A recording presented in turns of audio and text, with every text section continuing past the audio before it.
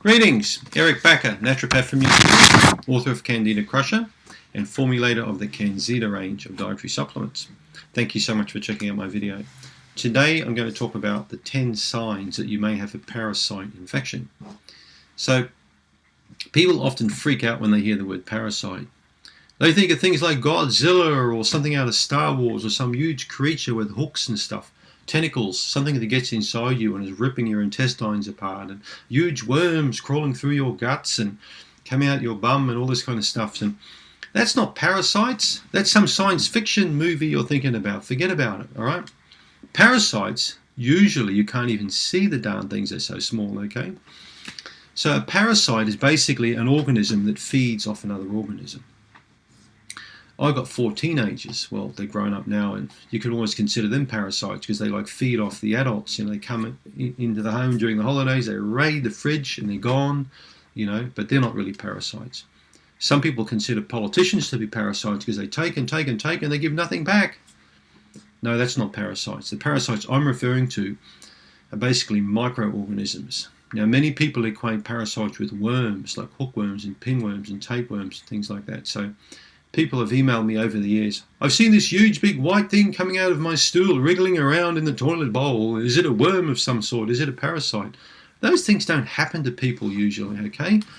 You can get tapeworms and like pinworms and hookworms, but you're not going to pass motions and see like creatures, you know, doing freestyle or breaststroke in the toilet bowl. These things are just fantasy land. They don't really happen. Seeing stuff in the stool usually means undigested food particles, okay? Some people literally eat their dinner like a German Shepherd would eat its food.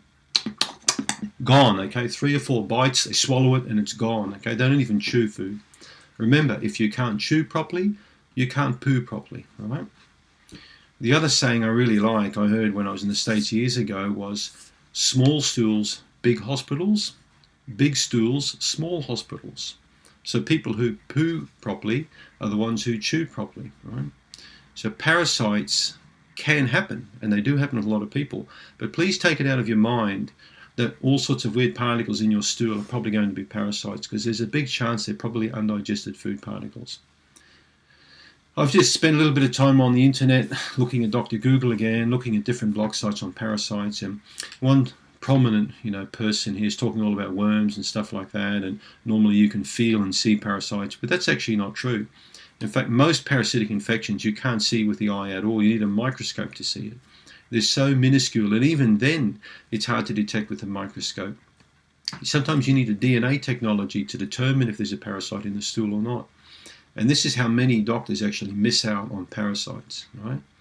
So conventional stool testing, in my opinion, is a waste of time for parasites. Usually they need a live parasite to find it, to see it moving across this line.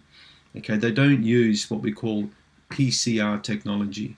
Okay, PCR means polymerase chain reaction. I keep forgetting the word polymerase. Polymerase chain reaction is a special DNA technique where they can actually see the DNA footprint of the parasite. So it's quite a high-tech way of finding a bug in someone's stool, whether it's dead or alive, whether there's an egg there or part of the parasite, it can be picked up accurately. Blastocyst is a very common parasite I see in people. You can't see it with the naked eye. It's passed from human to human quite quickly. Pets often give it to people. Cows, chickens, domestic animals, pigs. It's easily transferred to humans. Humans easily transfer it to other humans. So how do you get these bugs? Well, international travel used to be the big thing with parasites, but I'm sorry to tell you, but the chances that you've got a parasite are quite high these days. Many people have got Blastocyst. An amazing amount of stool samples I see, I can pick them up. So, can you feel parasites? What are the common things that you would experience with parasites? How do you know you've got these things? What are the signs? Well, one of the most common things we look for naturally is a bowel function disorder, a change in bowel pattern. But I'm going to go through some of these 10 signs and symptoms now and elaborate on them a little bit for you. So, having unexplained constipation or diarrhea, gas, or symptoms of irritable bowel syndrome, right? IBS, there's a big chance if your bowel's been playing up for a while. My question to you is, try and work out when it started and backtrack. Were you traveling? Were you camping?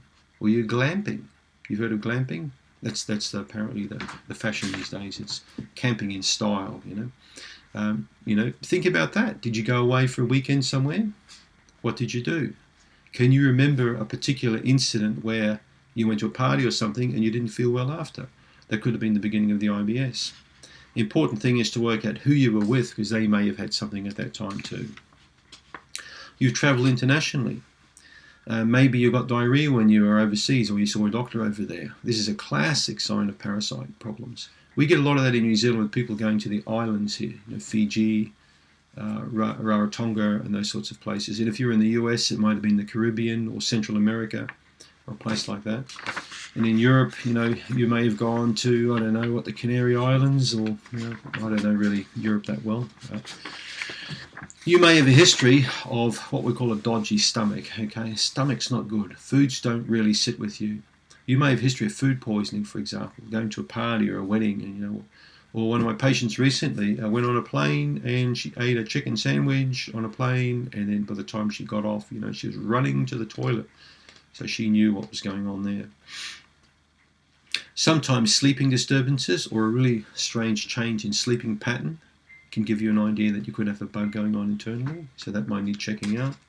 A classic one is skin irritations. Many people with parasites develop itchy skin or flare-ups on the inner thigh, or on the upper arms, or around the neck or parts of the face. So in that case, if it's persistent, definitely get a blood test done and a stool test done to check for parasites, and also for kidney function and liver function to see if everything's okay. So skin irritations.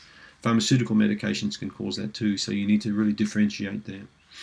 Grinding teeth in sleep. It's a classic with children with worms. Lots of kids grind their teeth in sleep. So boring the finger in the nose, a child, and itchy bum, grinding the teeth, these are all signs usually of roundworm infections. Okay, so kids are easily treated for worm infections. Aches in muscles or joints, especially in conjunction with skin irritations. This can also be a clear indication of a parasite problem. Aching in the body. Experiencing feelings of apathy or exhaustion or depression, especially in conjunction with the travel and the change in the bowel pattern. Try and put 2 or 3 of these things together to see. The more you've got, the higher the incidence or probability that it's a parasite. You've been diagnosed with iron deficient anemia. So there are certain types of bacteria and parasites that like to eat iron in the gut. Okay, they gobble them up. So if you've got persistent low iron and it's unexplained, definitely get a stool test done, a comprehensive one. You never feel full or satisfied after any kind of food you've eaten. So sometimes if you've got worm infections, the worm needs food and you need food. So you can eat and the parasites will eat alongside you. Sounds like teenagers, doesn't it? You experience fatigue. Tiredness is a big one with parasites. So this tiredness, think about that. Have you recently become tired after traveling? Have you been to a weekend excursion with people, got a bowel change, got fatigue, itchy skin or things like that? If in doubt, my solution is get a comprehensive stool test done. A CDSA times 3, so 3 stool samples tested independently, 3 concurrent days, the samples taken, goes to a specialty lab. You can get this done by your physician, or I can help you out if you need, a steer in the right direction. And then treatment. Okay, parasites respond beautifully to natural medicine treatment. In fact, they respond better than pharmaceutical medications, in my opinion, because good natural medicines do not eradicate beneficial bacteria. I can't tell you how many people I've seen over the years, hundreds, if not thousands of people who've had a parasite, went down the medical route, and in some cases got triple therapy by clinics like the Centre for Digestive Diseases in Sydney, Australia, for example, got put on drugs, secnidazole and trimethoprim and diloxanide and drugs like that, metronidazole, and then ended up getting a partial result and then getting sick again. I haven't seen this once, I haven't seen this twice, I haven't seen it 3 times, I've seen it hundreds of times. So my advice to you first is to go for the natural treatment first, okay? If you do it properly, in conjunction with diet and some lifestyle changes and some dietary supplements, you should get a good result. If you don't, then my advice, again, would be to check out why you're not responding. Are you staying up too late? Are you working too long? Are you drinking a few beers or wines on the side trying to kill these bugs, You've got to play the game right if you want to win the game. Right? Now, believe me, I've worked with a lot of people with parasites over the years. You can get an outstanding result with the right kind of treatment. Right? Check out some of my other videos where I talk about Blastocyst and other parasites. You'll learn a lot more from that kind of information. Check out my CanXida range of dietary supplements, because they were produced by me not just for yeast infection, but also to target parasites, many different types of parasites. How do I know they work? Because of the constant feedback I'm getting from patients and for people through this YouTube channel and through other means online. Which is really cool. And of course, we always get certain people who don't respond to natural medicines, and in that case, we look at pharmaceutical intervention. But why would you want to use a nuclear bomb when you can get rid of a target with a handgun first? Makes sense? Less collateral damage. All right. So I hope you learned a little bit about parasites through this video. So the common signs, let's just quickly go over them again. Change in bowel pattern, fatigue, tiredness, itchy skin, aches or muscle, joints or muscle problems, especially unexplained. All right, think about those things. What were the other ones that we were talking about? We'll just quickly go over this. Teeth grinding, especially for younger people and children. Sleeping issues, travel.